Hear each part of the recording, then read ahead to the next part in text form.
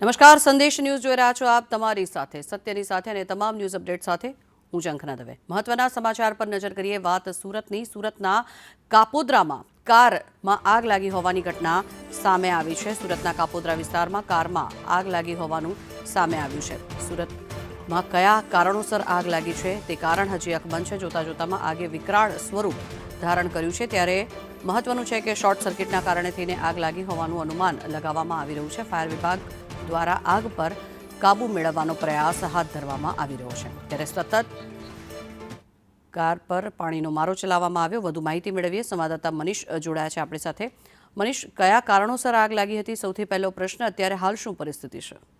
જી બિલકુલ, વાત કરીએ તો સુરતના કાપોદ્રા વિસ્તારમાં કારની અંદર આગનો બનાવ બન્યો હતો. પ્રાથમિક દ્રષ્ટિએ લાગી રહ્યું છે કે શોર્ટ સર્કિટથી આ કારમાં આગ લાગી હતી. જે રીતના પહેલા નાનકડી આગ લાગી હતી, પણ જોતજોતામાં કારે છે તે જે આગે છે તે વિકરાળ સ્વરૂપ ધારણ કર્યો હતો. અફરાતફરીનો માહોલ સર્જાયો હતો. કાર ચાલક છે તે સમય સૂચકતાની સાથે જ નીચે ઉતરી ગયો હતો, તેથી તેનો આવાજ બતાવ્યો હતો.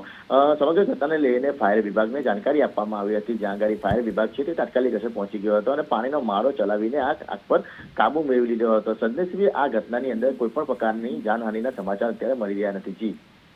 જી આભાર મનીષ, સમગ્ર માહિતી બદલ.